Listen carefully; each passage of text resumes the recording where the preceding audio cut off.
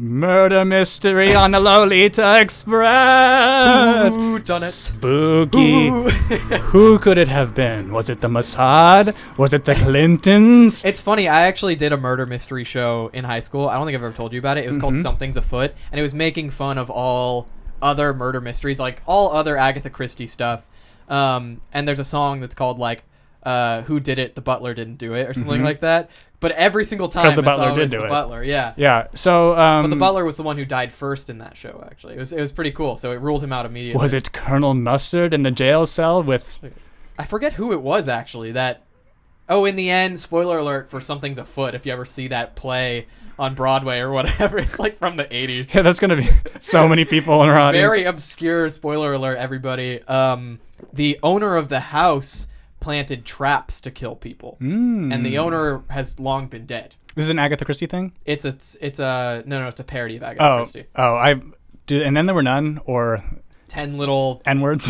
Well, I read it when it was 10 little Indians. Yeah, and then I've been wanting to find a copy of the original title, just as like a weird macabre thing to have, because they're out there somewhere, but they're probably expensive. But it's just so funny how much times change. But also too, that word like means a lot less in England, so like it just. I don't know. Yeah, it doesn't. Let's get off this road. Hello everybody. Hi, folks. I figure a good way to start this out is to just sort of show some. So we're gonna do a little inception where we show ourselves talking about this exact subject. So Epstein died. I'll say Epstein died, period. Yeah. To introduce you guys to what this will be. So this is from our 25th podcast where what's going to be so fun about this is that we very reporterly kind of did the last thing of it, where it's like we tried to say straight to facts, and anything that was conspiracy territory, we wanted to give the disclaimer that it was conspiracy. Fuck all that. Anything fucking goes, you guys. So I wanted to play this for you guys real quick. This is us on our other podcast. Look how serious we look. Yes, and then so listen. That was weird. Oops, sorry guys. I think we had a little blip. We did have a little blip. We're back now, I think. All right, good. Yeah. Sorry, we'll go back to that. Sorry guys. I don't know what the fuck just happened. That was really weird. I think it just crashed. Hopefully you're all still here. All right, let's go. What was the timestamp on that? Timestamp. It was Oh no. Oh no. We're still alive. Okay. Our regular timestamp, or for that part of the clip, is 56:44. All right. So it's a little bit before that. That's weird. I don't know what just happened, but anyways, if you guys are still tuning in, thanks. Okay. So anyway, here's hey Nyanoni. Yeah. So this is us on our Jeffrey Epstein podcast, and I want to show you guys 10 little Fredos. We were just talking about Fredo before we got this started. Oh my but God. anyway, here's us talking about. Okay, so I'm just gonna let it play. This is us speaking about it before, or rather, any sector is going to be tied into Jeffrey Epstein. Yeah. And I think that in a perfect world in which justice is actually brought forward on this, it's going to change the whole fucking world. Yeah. But the likelihood of that happening is low. I think either he's gonna die somehow magically. Because of the people that know that they're in deep shit because he's now probably in a position where he has to squeal, or this will be so intense for the public if this information gets released that the fucking government decides to just redact everything and just not let us see anything that ends up coming out of it. Yeah. Well, let it be known if he dies, we haven't published in this podcast that we think he might die. Right. So that was a really great. It's really cool. So I'm sorry if you guys. Sorry, I got to turn my mic a little bit. I'm sorry if this spot got cut off. But basically, what I was saying is that we really tried to handle that one in a very reportery kind of way. Yeah. But this time around, who gives a shit? Honestly, anything goes. Yeah. I'm gonna take. This is such Looney Tunes level of ridiculous at this point. It's just like. It's just we've reached the point where fake news eclipses real news. Right. And you can't tell the difference between what's true, what's not. So who the fuck cares at this point? Let's conspiratorialize like this whole thing. You know what's so funny about this? Like I was telling Sean before the podcast started that it would be pretty much virtually impossible to commit a murder now and not get caught, which I think is a lot of like partially maybe why these spree killings happen. The idea of a mass murderer is just not really a reality we're going to see in our lifetime anymore, because there's just so many. You'll get caught. I mean, between CCTV or everything else. I mean, Phone it's just pings. But you think about, like, literally in 1940, you could kill someone no problem and get away with it. Like absolutely no issues. But what's so hilarious about this is that government agencies or whoever did this thinks that, like, oh yeah, the camera just malfunctioned. We just decided to take him off suicide watch. The guard that was there wasn't an actual guard. It's just. What bullshit. It's so extraordinary that they think we're gonna believe this. Every single, like, it seems like they're just stacking on excuses every single time something new is released. Right. I think 2 guards got suspended for this whole fiasco. And there hasn't been a successful suicide in this place in 21 years. Exactly. He was in the Metropolitan Correctional Center. Yes. And honestly, like, it makes me wish I lived in New York, because I wish I could have been, like, a little bit of a journalist. Yeah, I know. I mean, this is kind of like, it would have been so cool. If I had the money to blow right now, I'd definitely go do an Epstein tour. A little tour. We could make it a Fruit Basket special. I can get one. You know those things they had in France, the drones you can ride on. I would take that over to Little St. James Island and just. Speaking of which, we'll show you some cool footage that came out today of Little St. James Island. Yeah. But yeah, there's one more thing I wanted to show you guys that was a little prophetic that we said. Let me close this one, and then this one. This one. This was pretty good too. Or it's financed by people who are here, which. Yeah. I mean, again, this is conspiracy theory territory, but, like, no, it ain't. The outcome of this is essentially going to prove whether or not this country is run by politicians, which it's not, or it's run by billionaires, which it is. And, like, the people in the upper, like, when you have over $1 billion, you can literally do anything that you want to do. And it's I also have a galaxy brain. Your power is limitless. So if you have $1 billion and you want to kill somebody, you're going to get away with it, because you can hire the person that you know will. You're not going to go on the cheap on that, right? Obviously. Right. And so you probably wouldn't even kill them yourself. You would get somebody else to do the murder, clean it up. Right. Oh wait, you already said that. That's yeah. Yeah. You can hire the best of the best. Yeah, if you have $1 billion. John Wick style. Wow. Yeah. It's just at this point, it's like gotten funny. It is. I mean, like you were saying earlier that I've taken glee in this, and it's so horrible that it's hilarious. It's so hilarious because like I said, it's like a fucking Looney Tunes cartoon. Like it is so this. Because, like, everyone's like, well, he's gonna die, you know. Like, we're all joking about it, but it's like we all kind of knew this was gonna happen, but we're like, they wouldn't really do it. No, and I think we also, I don't know if we said it in that last episode, but, like, I think it was your thought. It was like, if they kill him, it's gonna be the biggest, like, confession of guilt there is. Yes. And then he dies, and it's like nobody's guilty. It's what.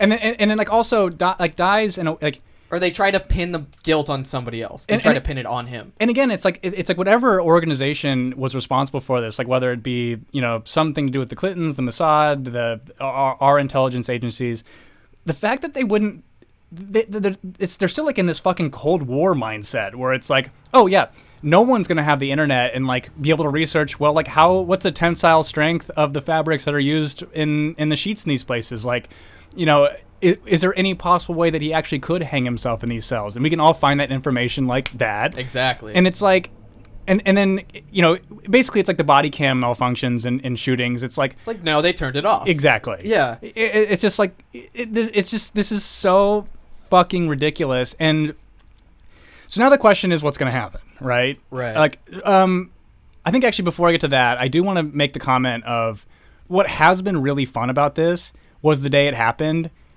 Everybody was like, they saw right through it, and my favorite was the absolute check marks. They're like, "This is Russia, definitely Russia," and you're just, yeah, sure. Dude. What are the stakes there? Why would they have anything to do with this? Yeah, like again, but the thing is that's literally the one place he wasn't connected to. It's like you could Saudi Arabia, Israel. I mean, but Russia literally had nothing to do with this guy. Mm-hmm. Nothing. Well, the really great thing about Epstein dying and people being in outrage, it's that we are all outraged. This is completely bipartisan. This is a bipartisan effort that like all of us feel the same way, that this is some kind of hoax or like really bad coincidence or setup of some kind. Yes. And it's the fact that we're even able to talk about it and everybody can kind of agree is a really great thing. Yes. He's dead. That's a horrible thing because justice will never truly be served to the victims. Or we think he's dead. I think that's the most likely actual outcome. I'm about, to be perfectly honest, I'm about like 25% in the camp of the body got switched out. Like that's about. It's certainly possible. That's about the amount that I'm allowing to grant that theory. But I saw on Twitter that like keeping him alive would be too big of a liability, and that even if he like got colored contacts, shaved his head, grew facial hair, he'd be recognized, and this would throw a wrench in the entire those plan. Horrible teeth alone. Have you seen the picture where you actually see his? It's like all gums and these little teeny tiny teeth. Ugh. I think what we need to do, for the sake of humanity, and to catch him if he's still alive, is to have sex with every strange-looking man with strange teeth and inspect their penis To see if it's egg shaped. See if it's egg shaped, so that we know he's still alive. God, we got a lot of work to do. I know. There's how many billions? 3-something billion? At least like 4 billion men to have sex with. It's a lot. Yep. And then, I mean, if you tally up all the ones I've already had sex with, there's probably 3 billion left. Yep. So, but I think that there's gonna be a lot of sex. You gotta have a lot of sex. It's gonna be a really miserable cum fest. I know. Yeah. You're month of September is cum month. Yeah. It's what's it? Time to slut yourself September. I don't know. That's not very good. Slutty September. Time to slut yourself. to solve the case of Jeffrey Epstein. Really, that's the only way to find out. And then if you find him through fucking strangers, you get to have Little St. James Island. Oh, it becomes yours. That's a sweepstakes I'm willing to take part in. Yeah. We were looking at videos. I'm going to show that thing, yeah. We were looking at videos. That island, I was saying this to you, but like seeing that island from the drone footage, it's like, it is so beautiful. Gorgeous, yeah. And it is such a shame. Evil. It is such a shame that it has been tainted by such an evil man and evil men in general that it can't ever be a beautiful island again. No. It's always going to have blood. It will always have blood on its hands. Yeah, or cum in its waters, or there are no fish in the waters. We'll see it later. There's no fish. They're all poisoned. So the one thing I wanted to play is so Bill Barr came out, and I kind of want to take your guys. Bill Barr's gay. He came out of the closet. Yeah. I wanted to take your guys' temperature on his tone because I found it to be very interesting. What he ended up saying. So let me go ahead and play this. The Manhattan Correctional Center over the weekend regarding Jeffrey Epstein. Oh, Manhattan, excuse me. I thought it was This Metropolitan. sex trafficking case was very important to the Department of Justice and to me personally. It was important to the dedicated prosecutors in the Southern District of New York and to our FBI agents who investigated the case and were preparing it for trial. Most importantly, this case was important to the victims who had the courage to come forward and deserved the opportunity to confront the accused in the courtroom. I was appalled, and indeed the whole department was, and frankly, angry, to learn of the MCC's failure to adequately secure this prisoner. We are now learning of serious irregularities at this facility that are deeply concerning and demand a thorough investigation. The FBI and the Office of Inspector General are doing just that. We will get to the bottom of what happened, and there will be accountability. But let me assure you that this case will continue on against anyone who was complicit with Epstein.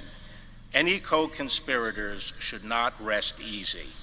The victims deserve justice, and they will get it. So what's your feeling about that? Me? Yeah.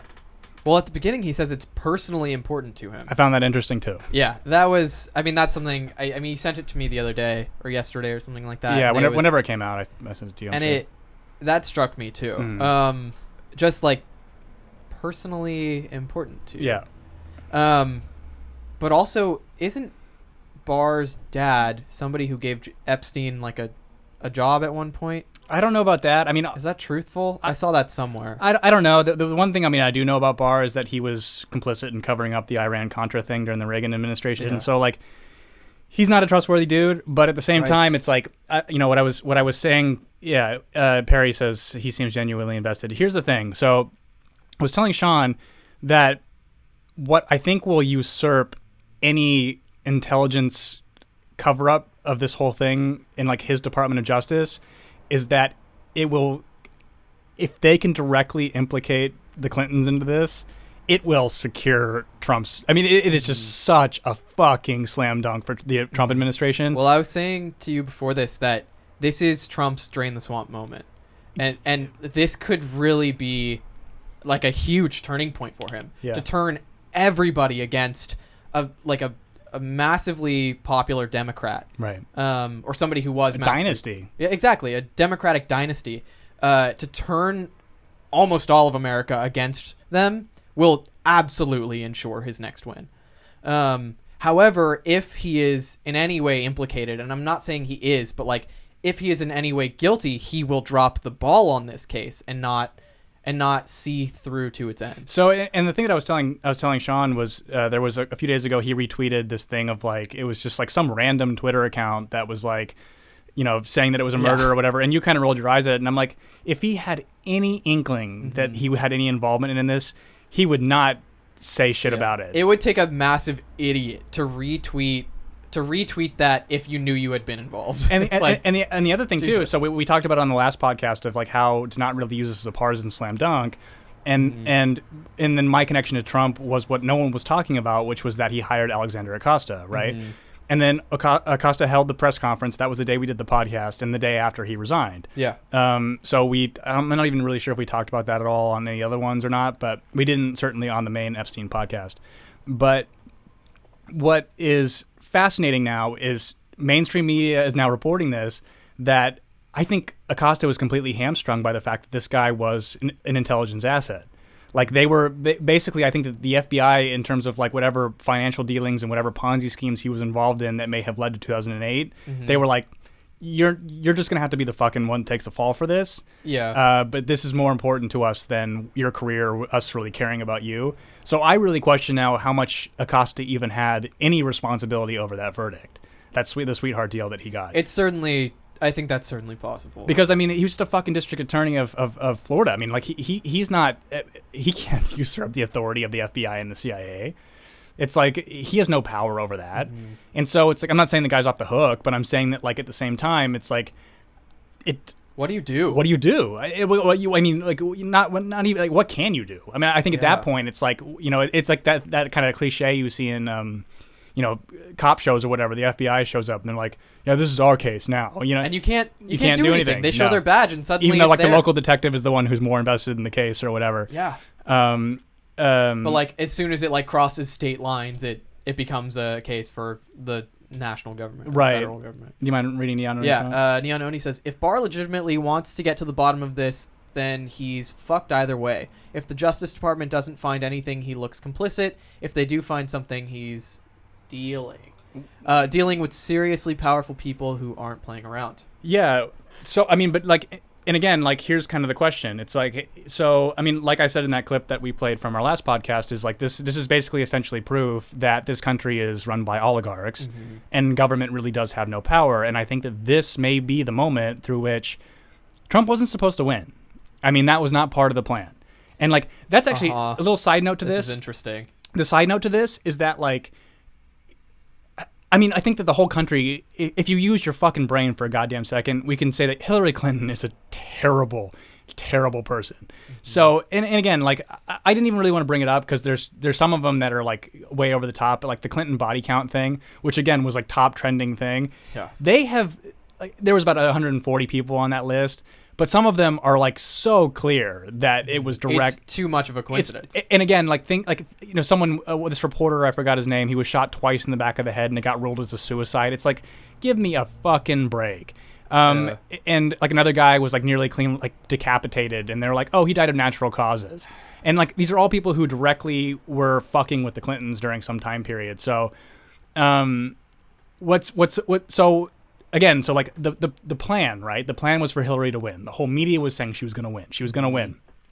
She didn't. Imagine. And it was interesting because I was watching this documentary called The Big Hack or something. But basically it was really shitty. It's on Netflix. Don't bother because it goes into like really partisan horseshit. But it was just talking about Cambridge Analytica, the company that exploited Facebook's essentially their vulnerability in order to collect user data to kind of see like how people were active in certain groups, to kind of see, okay, these people are going to definitely vote for her. These people are going to definitely vote for him. Let's find these middle people who we can convince to vote for him. And they were very good at it. And in fact, I don't even blame Cambridge Analytica for doing that. I'm like, no, you found an exploit and you went for it. This is Facebook's fault that this ended up happening. And again, it's like they just were a good marketing agency that ended up making this guy win. But again, like no one on the ground was really paying attention to what was happening. So when he won, it was a surprise to most everybody. Even the people that are saying that like, oh no, I saw it coming and I called it. I even have like good friends that have said that, but it was always that kind of thing of like, I don't know, he may win, like just kind of like a haha, like no one was certain of like, no dude, I'm seeing this and that and he's gonna win. Like no one fucking knew he was gonna win. Right. So him winning was the Matrix breaking. It was not supposed to happen.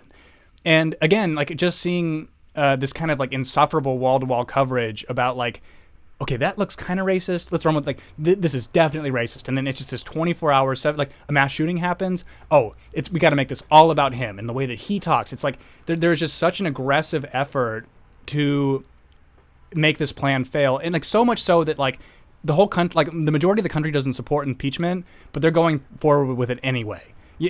Which is just, it's such a losing position, which just shows that they're so desperate and they're so floundering. So this guy, this has to run just so deep into everything. And I think that it's not even just kid fucking. It's like it's extortion, it's blackmail, it's like blackmail, it's genocide, it's civil wars, it's everything. I mean, like extortion for like powerful diplomats of other countries. I mean, like this is so beyond, I think, the scope of even what we can imagine as civilians, that of course it had to end this cartoon, like this, in this cartoonish fashion. Mm-hmm. But again, so it's like, so here's kind of what Nyanoni was saying. Like, again, we know that his apartment was raided. We know that CDs were found with young girl name and name of person. So we have the fucking material that he had with people on it that are guilty. And so you have what you need without him. So now let's see what the fuck you do with it, if you do anything. And that's kind of the giant question. Well, had Hillary Clinton won, maybe none of this would have even gone down. It absolutely would not have happened. And it's like, because the Clintons are so deeply implicated with this Epstein stuff, imagine if she was in charge. Even if we're going to give them the most pure of motives, right? Like, let's say that those 26 trips didn't happen, like, or they did happen, but they were purely for the lie that they were humanitarian efforts or whatever. At the very least, the involvement with this guy and what he got convicted for would be a PR disaster. They would know enough. I mean, being with him that much, how could you not know about? And the fact that Ghislaine Maxwell was at Chelsea Clinton's wedding after the conviction. Yeah, there's something. Yeah, but like, Jesus, we would be in some real shit that we wouldn't even know about if the Clintons were back in the office. And again, it's like one of those things of like, so here's kind of my big question, and this isn't an original thought. This came from another podcast, but like, I thought it was interesting. I think that this seems to kind of be a defining moment of waking up the whole country to class consciousness. Mm-hmm. So I think that the people, the power brokers, don't really have much allegiance to much of anything from a political party stance. It's more just about how to accumulate more wealth, and whatever party seems to facilitate that need, they'll ride that horse, right? Yeah. But this idea that this person could get away with this for so long because they're so powerful and so rich, and then everybody who could potentially be implicated in this kind of the same deal, they could cover all this shit up. I think everyone's now aware of like where they stand as American citizens, and that, oh, there's a whole other class of people that can literally do whatever the fuck they want. Yeah. And so, like, we have zero power over. I mean, it has become more apparent that we have zero power over what's happening with our country and even the world because of this oligarchy that we have in place, because of these rich registered sex offender pedophile billionaires. right. But what do we do? Well, but that on that same note, what's amazing to me is that we as civilians now have technology and are better hackers than even people in the government. Yeah. To where it's like so I'm gonna let's This is actually very important to the. I'm gonna hang that thought for 1 second. Yeah. I'll come back to it. Do you mind reading Neononi's next comment? Yeah, absolutely. He says, do you think that if people start truly demanding answers, then we'll get some huge unrelated false flag event to distract us? I hate thinking that way, but look what's already going on. Yeah. I do. I do too. And in fact, like, I mean, it was fucking like, I'll give you a perfect Neononi. I'm gonna give you a perfect example. I'm gonna go to my Twitter real quick. Sorry, 1 second. Hang on 1 second. Let me go to my. I hate what that video was. I know. I don't know what it was, but it looked gay. So here's a tweet from Dan Crenshaw, right? Who I liked. So Dan Crenshaw says, before we reactively cry, no more endless wars, we must consider what that means in practice. It means we give them the space and time to plan another 9/11. So there's your incoming false flag. My former teammates have no problem ensuring this doesn't happen. We should let them do their job. Negotiations are good. Peace talks are good. They should continue, but I currently see no circumstances where a total U.S. withdrawal or a political timeline can be justified. Let's keep that in mind as we consider the next steps. And I said, they came from Saudi Arabia. But let's keep it going in countries that had absolutely nothing to do with it. It's not like that's why ISIS is a thing. And then my favorite one was, I had to quote tweet it, Dan got a hentai blast of Raytheon cum into his neocon asshole. And it's just kind of like, it's so transparent. Like, this shit's going on.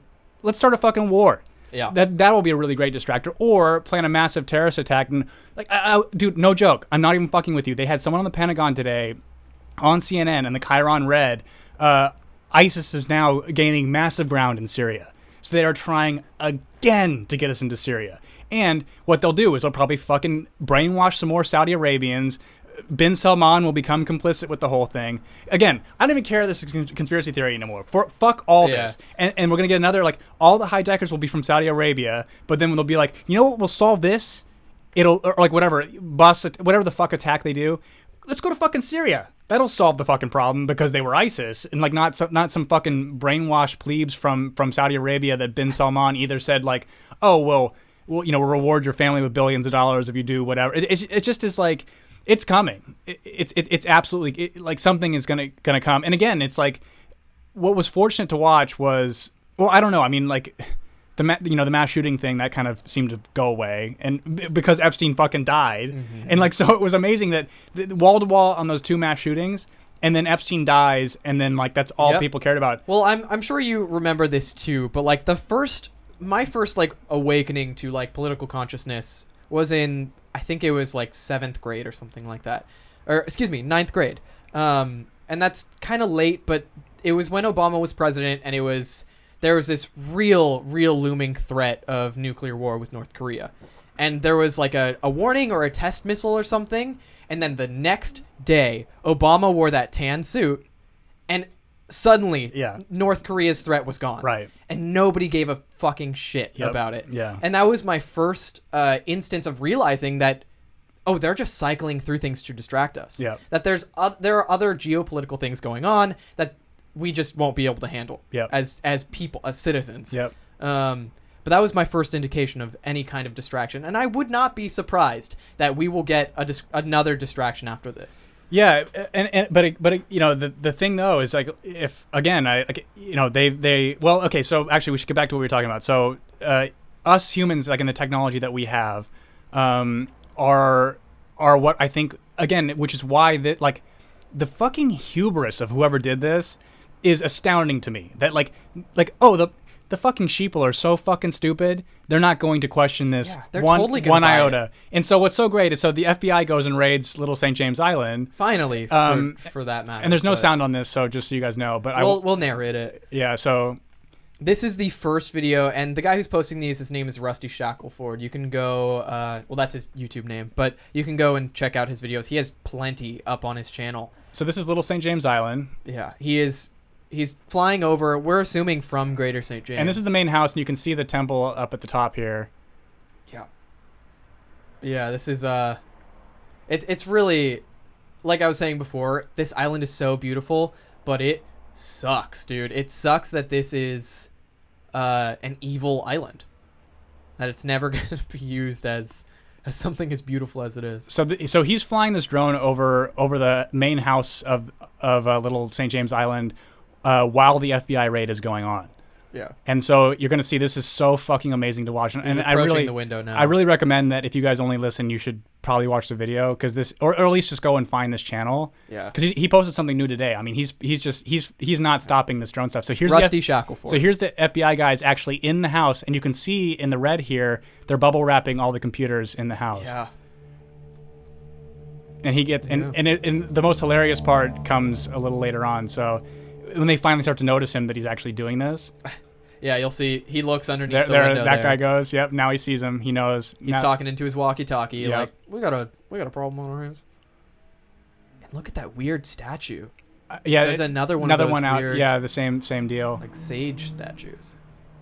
And to me, it's like something so eerie about, and I was saying this to Sean when we were watching these earlier, is like how well maintained the property is now that the guy's dead. There's just something so spooky about it. It is really odd. Yeah, this is so great. So now he's actually looking in the window. Right, he doesn't even give a fuck the FBI sees him anymore. Yeah, because he's already been caught. But you can see on the left here, you see the bubble wrapped iMac, and you see some desktop computers. Yeah, some PCs. Yeah.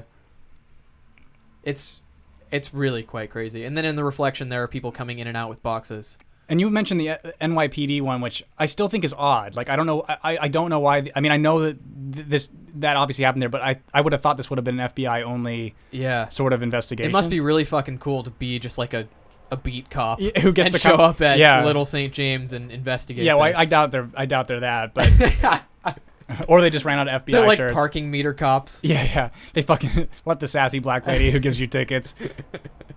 Some nasty shit happened on this island. Oh, this is the devil. This shit is dark-sided. So we're keeping it going because I want to show the part where they try to cover the window. It's so fucking funny. Yeah, because the drone pilot just does not care anymore. FBI and NYPD are seen in this window right now. Yep. And this looks like it looks like a kitchen. I think it's a kitchen. Yeah. There's countertops. There's so many computers. Why are there so many computers? Because if you go to there's also he shows you a few other different huts or structures, and there's computers in all of them. There's computers everywhere. So again, if they can't find the evidence they need on these things, then they're covering it up. I mean, there has to be evidence on all of these devices. I do think it'll take a little while for them to raid the entire island because it's massive. And that's the thing is I kind of, because the video we got originally was so small that I didn't really quite understand the scope of it. Oh, here's them trying to cover the window. This is so fucking cardboard funny. boxes. This is really working, guys. The Home Depot. This is a really great sponsorship. Yeah. Home Depot for packaging all of your pedophile stuff. Little St. James Island, sponsored by Home Depot. Giannis says, the most obvious semi-recent distraction I remember was the devastatingly big Malibu fire that happened the day after the Thousand Oaks shooting. Yeah, that's a really good one. Yeah. Or one day after. Yeah, it's really... Neon Oni says, no solar panels? Not only was Epstein a pedophile monster, but his carbon footprint must have been atrocious. Honestly, I think that's worse. That is much worse. And now they're finally getting wise to putting up blankets. They put up little moving blankets. That one's covered in child cum, or I guess it's all women. So just Bill's cum. It's just all that's all Bill on that blanket. That's Bill's DNA. Oh, it's disgusting. They're destroying evidence. Anyway, we get the point. It's really gross. Yeah, so go watch it. Rusty Shackleford, which is a funny reference because that's Dale Gribble's pseudonym in King of the Hill, but he's got all this shit up on his channel, and it's fucking amazing. Yeah, there are 3 other videos from this day, August 12th, that he recorded, and then there's one that he just posted today from yesterday. So he is on top of this. So you guys should definitely go look. You can really see inside some of the buildings, inside the temple, inside that a beach shack. I think that's the one he posted today. And you can see computers, and then that one in the temple is really odd with a bed frame or a box spring. So the big theory is that there's a part underneath the temple, right? Yeah. So what is so when you watch one of the temple, what's so strange is there's a box spring that's propped up, which I don't know why they would have flipped it up and left it like that. unless it's it's blocking the window or covering some opening. Yeah. I don't know. It seems a little weird why it would be precariously propped up. But to have the temple structure be, there's really nothing in it. Mm-hmm. Although when we saw that video, it looked like it was like a little bit torn up inside. Yeah. So maybe they found the door. Maybe it didn't go as far as they expected it to, and so they were pulling up floorboards. There were some floorboards that were pulled up, and there was one area that he focused the drone on for a moment that is kind of interesting. Do you remember that like little like kind of raised part on the floor? That's right. Yeah. So again, go watch these videos. They're usually like 3 to 4 minutes long each. Yeah. And it's really unsettling. To bring it back to that thing of like, this island is so evil. Yeah, I mean, it truly. I mean, it's so funny because it's like, we watch these things like True Detective, like every season kind of revolves around this kind of stuff, like sex culty type stuff, and then you're kind of like, well, this is fiction. Fiction, and you're like, nope, it's fucking real. This is so real, and the fact that it could like implicate. I mean, everybody, like every power broker that like like names that like we even know. And again, like it was so fucking funny when Clinton body count was trending, then all of a sudden Trump body count was like artificially blasted to the top, and you're like, okay, yeah, list the people he's killed. Yeah, right. Yeah, and again, it's one of those things where it's so evident to me that. Again, look at the women that Trump's fucked. It's always these fucking done up giant titted whores. Yeah, like he wants a fucking ZZ Top video. That's what he wants. He wants oiled up tits and giant boots and fucking and big hair. I mean, it's a Jane Fonda fitness video. That's exactly That's who he wants. That's who he wants. And but very much like adults. And so.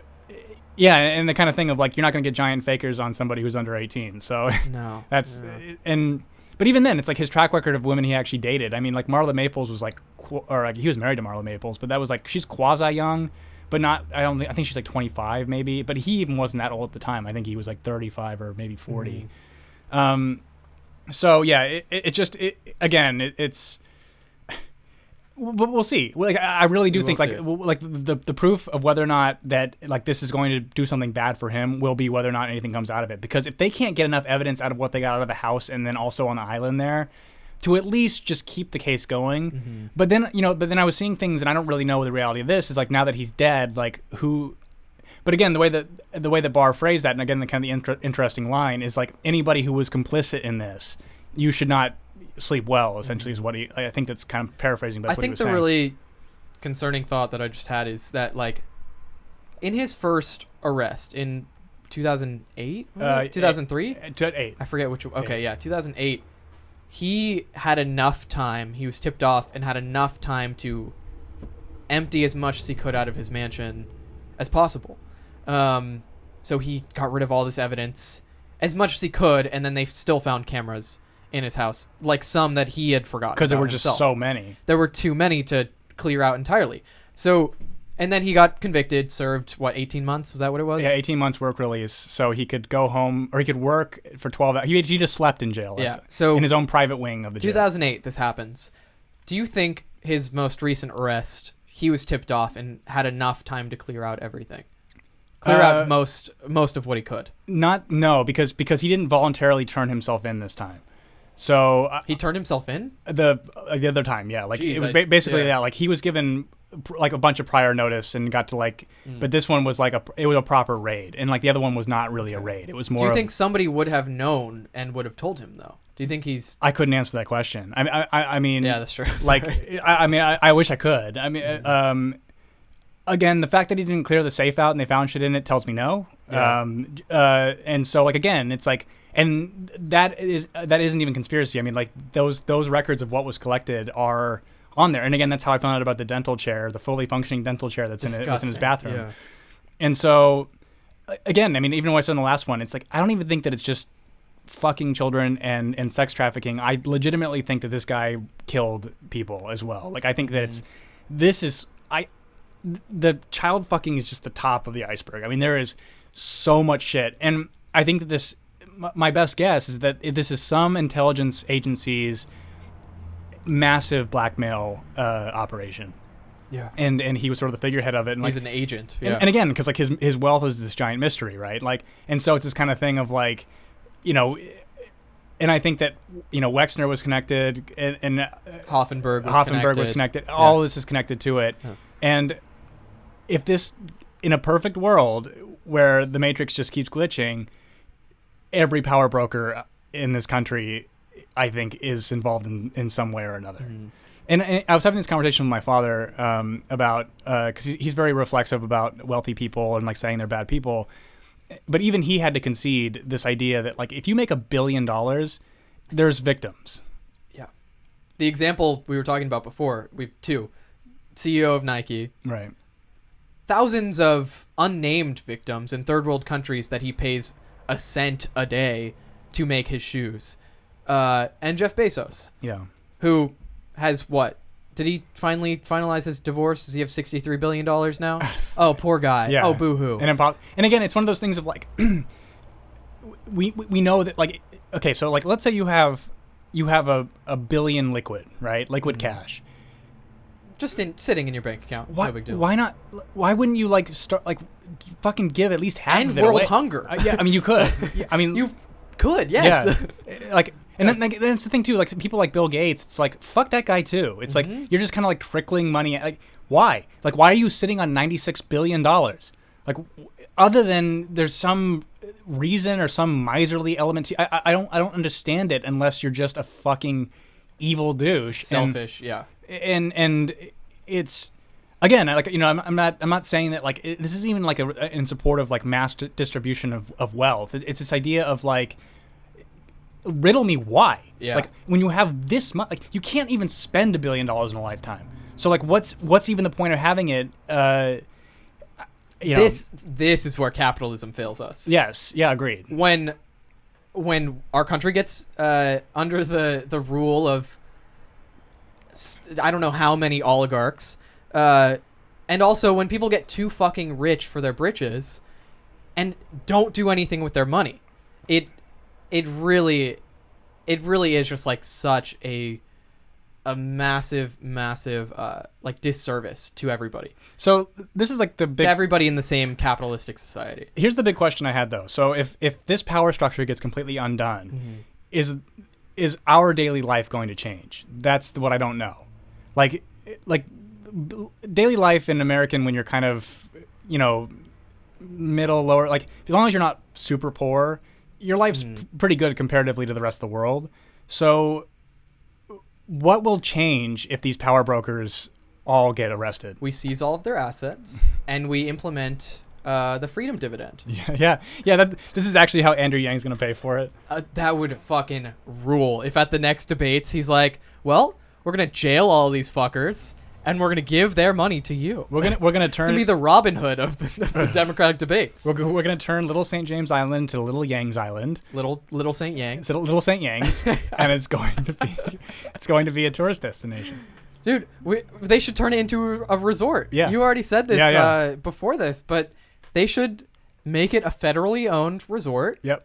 Once a year, if you're good. Mm-hmm. Like Santa. Mm-hmm. If Santa thinks you're good, you get to go to Little St. Yang. And that should have been the title of our podcast. Riddle St. Yang. He is not that kind of Asian. He was born and raised in like upstate New York. No, I know. It's just like I don't know. It's for some reason it's a funny bit that like he's like super fobby even though he's totally not. He's born and raised here. Yeah. Yeah. Little Saint Yang. That's a good. We should write that one down. But I'm trying to think if there's anything else I'm missing on this. I mean, this has just been like it's the most hilarious. I guess a few things I should mention. Like, so people were talking about like hearing shrieking, all that stuff's bullshit. Yeah. Like, don't ignore all that stuff. Like, why would anyone care about what any inmate or ex-inmate has to say about the jail? It just doesn't. Yeah. I will say that like be skeptical of headlines you read about him. Right. Be moderately skeptical because this is something that that the oligarchs would want to cover up. Right. And so if the oligarchs are as powerful as we say they are, They have their hands in all news media. Right. They will have their hands in telling you what, and telling you things, and making you believe things. And it's amazing too that they would think that the way to cover this up was to do this. To kill him. Right. What an idiotic move. Right. And again, like one of those things of they're rich, they're not smart. So again, it's like, okay, so the camera malfunctions, fucking fake a tape. Like you look at deep fake technology, like you guys have the technology and the money to like just build a video of someone else hanging themselves theoretically, and then like find some patsy to hang themselves in a jail cell, construct the set, deep fake the face on. You could have done all of it, but just it malfunctioned. Please. What a fucking joke. It's just such a fucking joke. Oh. But Neononi says first, Trump's type is the same type every 15-year-old boy in the 90s had. Yeah, like Cindy Crawford, shit like that. Pamela Anderson, her big spicy tits. Neononi says, so long as Yang doesn't start crying as he reels the plan. Yeah, that was unfortunate. Do you know about that? No. He was talking about the shooting thing, and then some woman was talking about her kids, and then he started crying. And men should cry, but there's just something about potential leaders crying like that is just like, it's just not. Keep it together. Like I don't. Tulsi wouldn't. I feel like Tulsi wouldn't cry. Mm-hmm. She wouldn't. No. And so it's not a male or it's not a masculine or feminine thing. It's just like you need to be strong enough to like not show.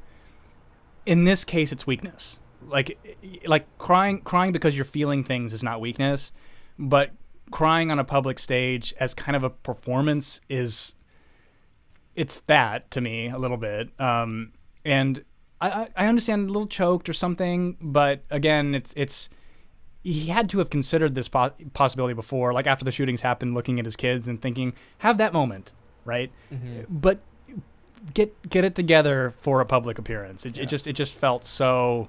It really rubbed me the wrong way. And he also had some tweet the other day that was like, I got to call it for what it is. Trump's a white supremacist, and I'm like, Yang, damn it. But again, too, raising his hand for the meta free healthcare for illegal. It's just. He just keeps doing, but he keeps going up in the polls. So good. It's one of those things where it's kind of like Trump. The bearing on this and is going to be what's going to make. It's going to really expose kind of where Trump's priorities lie. You know what I mean? And again, like if this is the obvious slam dunk that it is, he needs to weaponize it, and even if it's just for like pure greed in that way and like just pure political theater. Great. I don't really care how you use it as long as like the public is given the public and the victims are given some sort of justice on this one. Absolutely. And again, too, I think that if like they're really starting to look into this truly honestly, it's going to be way more than 30, and it's going to be, I think, really young children. It's going to be a lot of dead children. It's going to be corruption. It's going to be blackmail.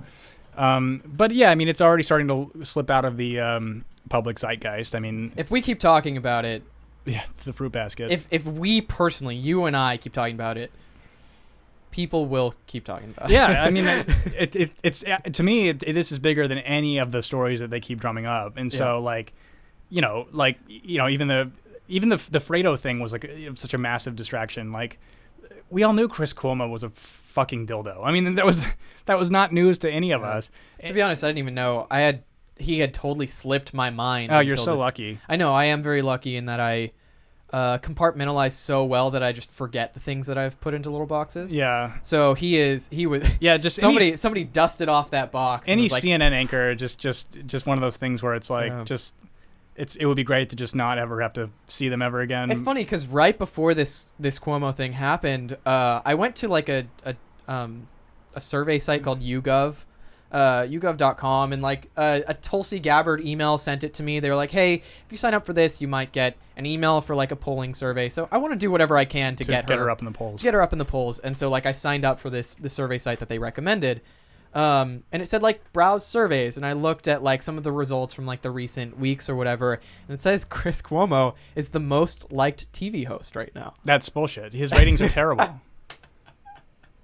I just thought it was really funny because the next day What does that even mean? Most liked? What does that mean? He pulled at the most liked or most like enjoyed. I don't fucking know. His ratings are fucking atrocious. All of CNN's ratings are atrocious. Maybe he's the best of the worst. I mean, I guess. There's really no like. Michael Tracy had a great word. He's not calling it legacy media anymore. He's calling it What is he calling it? It was such a good phrase. This is really bothering me. It was essentially just like it was kind of like royal media. It's just like this idea of just like this kind of puppet figure. He had a better word for it. It's escaping me at the moment, but yeah. So I mean, the two things that I've been saying that and this will get us into the last thing I want to talk about, is the two things that will keep Trump, or will make sure that he wins, is not getting us into a major war like Dan Crenshaw seems to really want to do. Yeah, he's a fucking sellout. What a fucking sellout asshole. God damn it. And then also not tanking the economy. But unfortunately, it looks like we're headed for a recession. But of course, the fucking just checkmark media wants this to be Trump's fault. But the reality is that China is fucking imploding at the moment. This brings us to our next topic, which is the protests in Hong Kong. And you guys should be kind of a little... This is just something we wanted to share with you guys that may not be aware of it, because it's going to be very important in the next few months. Yeah. So do you mind... For Americans, that is. It will start to affect us. But right now, it is very important. Our stock market took a shit, and I think it's all speculative over China. Yeah. So this is... where is this from? It's from BBC. BBC News. Why are there protests in Hong Kong? All the context you need. This is just a rundown of really everything you need to know about it. It says demonstrators in Hong Kong have again blocked key roads and government buildings, with police firing tear gas and rubber bullets in response. On the surface, these protests are about plans that would allow extradition from Hong Kong to mainland China, meaning that if you commit a crime, you can be sent back to mainland China, even though you're from Hong Kong, right? Exactly it. And I think also, like, China's like weird communist government. It's like their laws are so fucking bizarre. Like if you were in the Chinese sphere, and you'd want to be in Hong Kong in the sense of like, okay. Well, the great I was actually reading about this. It's that, I mean, Hong Kong has been just this weird thing for China for Taiwan too. Yeah, for 150 years. And it started as like a British colony, and then in I think 1890 something or 1887, they leased it to the British for 100 years, for a 99-year contract. And then in the 1980s, that contract came to a point where they had to end it. And so China agreed to split Hong Kong and mainland China into two separate governments, but under the same, under China. Right. So that's why Hong Kong is so different and like liberal in a certain way, but mainland China is so oppressive. But imagine if you had been born in Hong Kong, you identify, I mean, especially young people are identifying as people who, as Hong Kongians or whatever you would call them.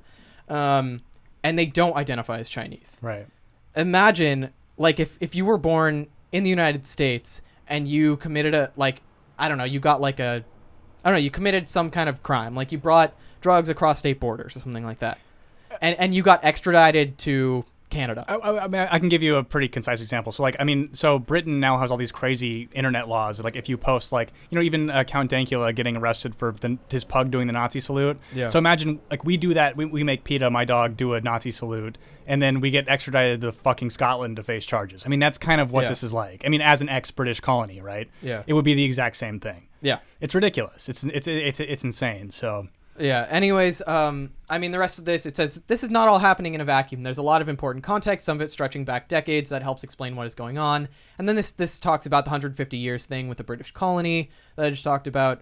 The territory was also popular with migrants and dissidents fleeing instability, poverty, or persecution in mainland China.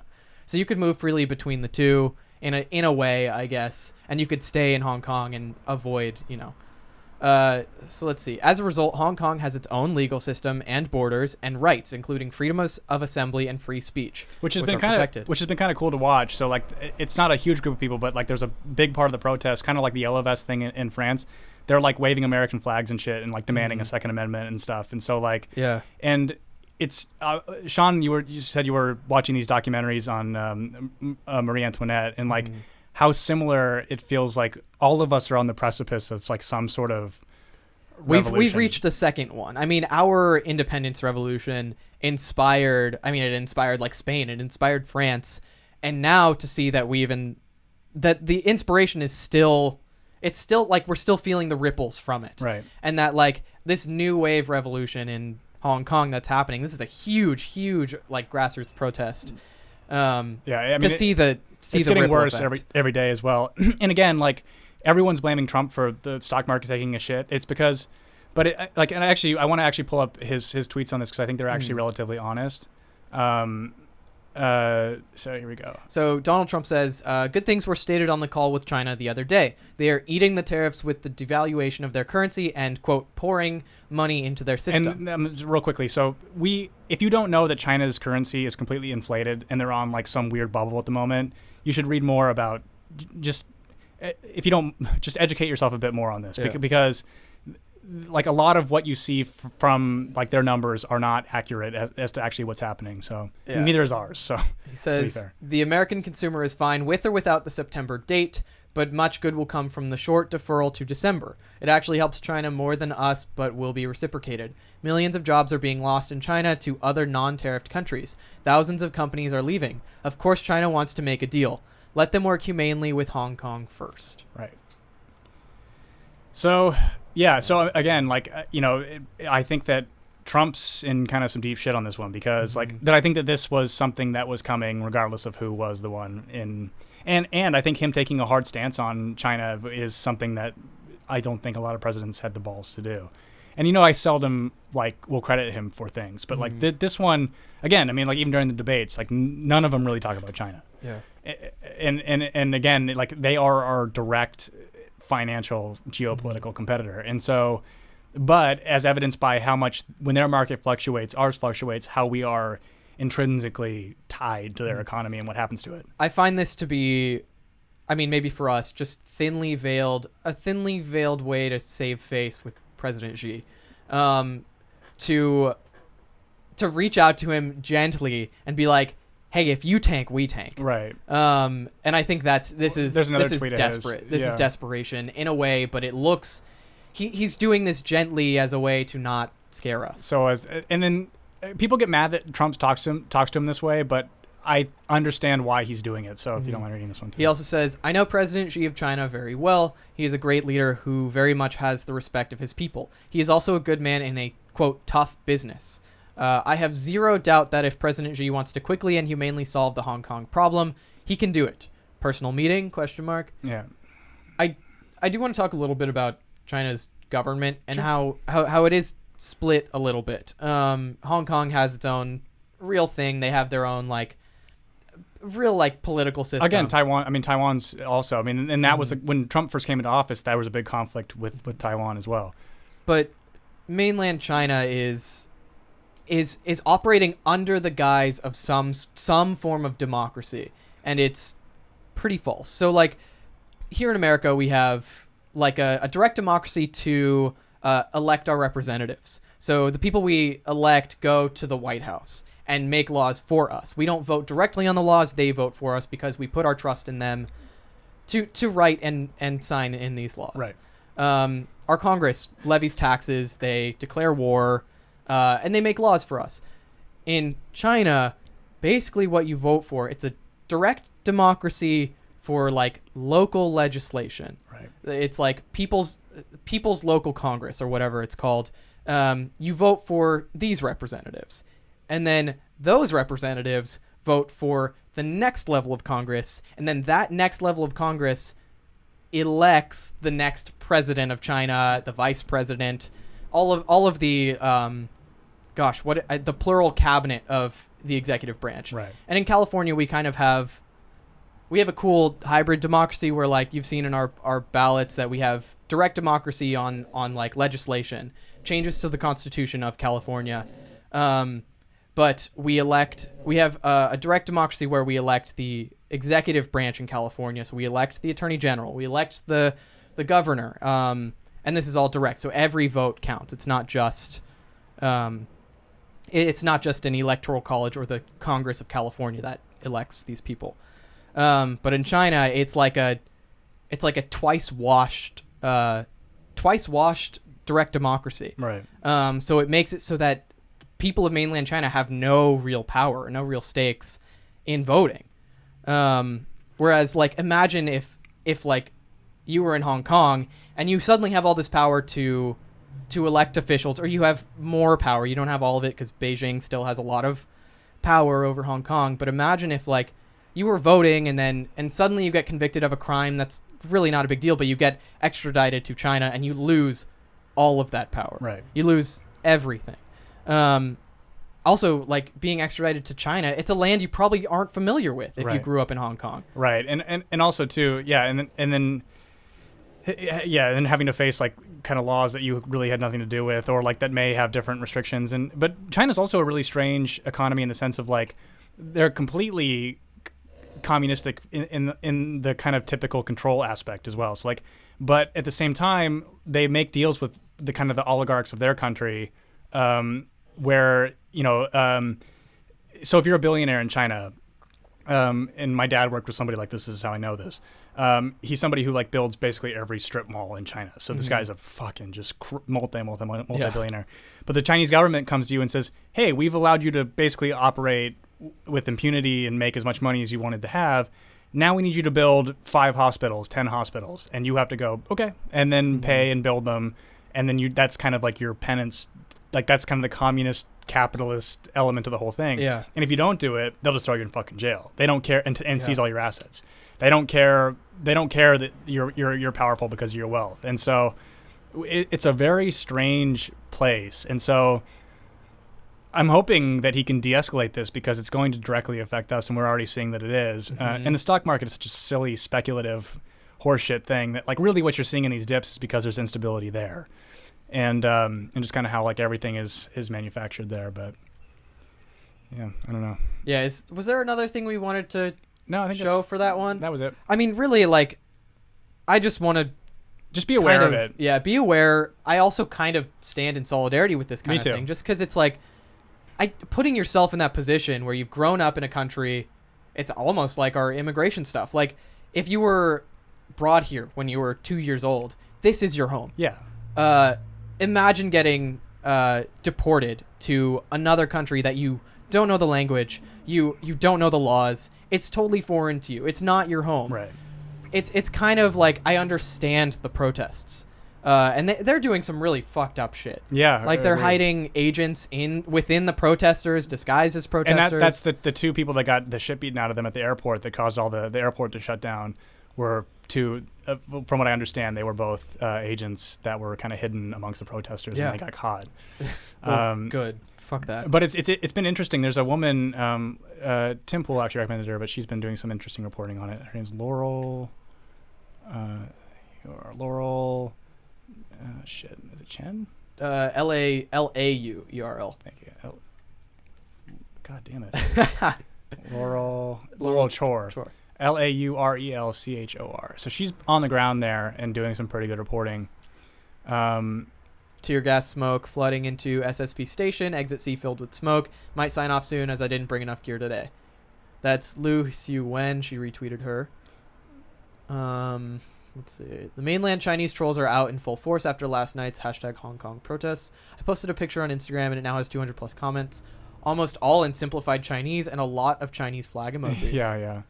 Wow. So yeah, you're getting to see propaganda at work, and the idea too, like, this shit obviously happens here too, and just I don't know, but I think that, like, also our media has a lot of useful checkmark idiots that parrot the same shit. But yeah, just keep an eye on it. This woman's worth following. She seems to kind of I've been kind of sick of Tim Pool lately, but she's I think a good recommendation he's had lately. But yeah, just be aware of it. Watch it. Our economy fluctuating is directly because of this, and this will affect us. Oh yeah, it already has been. So, so do you mind reading Yanoni's other comment? I think it's about Epstein again. Yeah, last week the Guardian. Oh no, it's Hong Kong. Last week the Guardian published an article with direct proof that CIA operatives were working to get shit to flare up in Hong Kong. What would be the objective of that? I honestly, who knows? Yeah. I mean, one conspiracy is that the CIA is very, very biased towards the left and wants to pin some kind of blame on Trump, so they tank an economy in China, pin that tanking of our economy on Trump. Maybe. I mean, because to me, the idea of starting a war with China is ridiculous because we'd lose. Just at sheer body, it would be such a dumb. And you've said this before, like that deeply rooted nationalism in China. Yeah, and because it's so not religious. It's almost like a new religion. It's like nationalistic religion. Religiosity. It's very strange. That there's a strong dedication to your country. Lots of people will fight. Yes, yeah, and they have like a billion bodies to throw at it. So, yeah, but yeah, I don't really have anything else. I mean, it was just kind of getting to gloat over this ridiculousness. Oh, I know, right? Epstein thing. We totally we should rest on our laurels. Yes. That's what this whole thing is about, really. Bragging rights. Yeah. Exactly. That's all I wanted to do was just gloat. No, I'm really legitimately hoping that something comes from this. Me too. Just in terms of like I'm all for this fucking power structure getting undone, and the fact that this really isn't a democracy anymore. It's actually funny. Like Michael Tracy had a video the other day talking about I forgot the candidate's name, but he's a billionaire. And like he's now Tom Steyer. Tom Steyer. Yeah. And he's qualified now for the debates because he was able to just dump a fucking shitload of cash into Facebook ads. Yep. And it's like, so this is proof. This is proof that if you have money, you can do any fucking thing you want. Like just absolute disposable income. And then it really should. I mean, like, I'm only speaking about the Democrats. Like this is Trump kind of out of this equation, but like, really, I mean, you really should pay attention to the people who whatever you think of Bernie, it doesn't really matter. I mean, like that's a real person. Buttigieg seems to be deeply compromised at this point to me. But Tulsi, Bernie, Warren, maybe I can't really tell, but she seems to be real, like a real person. There was one other one I had, but I'm Yang. Thank you. And so I don't know. I mean, I'm curious to see. I don't know. I'm wondering what what this country would look like if this current power structure is undone, and if this is the catalyst through which it happens, would be very interesting. But again, that would have to make the story remain in people's minds. But again, like the Republicans can so weaponize this as a tool for re-election that I think that if it yields the results that are obviously there, they're gonna use it, even if it is self-serving. Yep. And so that's the only arena in which I am placing all my hope. Yeah. On this doing anything. I'm very, very hopeful for this to see justice. Yeah, we'll see. And if that means tearing down the entire oligarchy we have now, so be it. Right. Let's delve into chaos for 1 month. Yeah, no, I'm all for a little bit of chaos. Yeah. But what's kind of interesting too was like, we'll kind of close it on this. Is like the Epstein thing was fun. Like anybody who's extremely online, and it wasn't just some fucking just the fucking check marks with their shitty takes, but like even like some lefty check marks, righty check marks, like all agreeing that like and like it feels so good to have permission to say Hillary Clinton is such a piece of shit. Like finally, yeah, you know what I mean. Like we all felt it. Like when we voted for her, we're just like, oh god, yeah, it was this fucking woman. It was kind of And now we get to like just say fuck that asshole, and it feels so good. Just for everybody who like has been paying just a semblance of attention to this, to just be like you get to openly now say fuck her. Fuck her. Yeah, the greatest madame in our history. But yeah, she's very charming. Anyway, we love you all, and this one won't get cut up into clips because it's all one. Yeah, I'm trying to figure out because it's like we're trying to grow this, but we could split it up. We could do like 45 and 15. But I noticed with the mass shooting thing, which I think we handled really really well. It was too long for people to like stick around. Yeah, and so it's almost like we'd have to plan. I don't want to lose the integrity of what this is, but it's like almost like we have to sort of plan some segments that won't exceed 15 minutes, and then do that. And so, I don't know. I got to figure it out. But yeah. Anyway, we love you all. Love you guys. I want to wait really quickly. I want to give a shout out to Corey. Is it Geisbrecht? Is that who? Yes, I think so. He's our first Patreon subscriber. It's really fucking cool, and we adore you. And that's very. And yeah, we thank are you. We're trying to figure out some content to put on there. I'm not. I think once it gets to a certain point, we'll feel a little bit more of like a idea of what to do. But And then Blaine, I don't remember his last name. He had a really sweet Blaine Taylor. Yeah, he had a really sweet tweet thread about us. Yeah. So thank you guys. Yeah, thank you. It's and obviously nice. To Tom and Yanoni and all of you watching, Maya, Yana, Kevin, everybody, yeah, the regulars. Yeah, we love you all. Yeah. And was there anything else? Yeah, no, that's it. That's kind of it. Thanks for watching. Goodbye. Bye.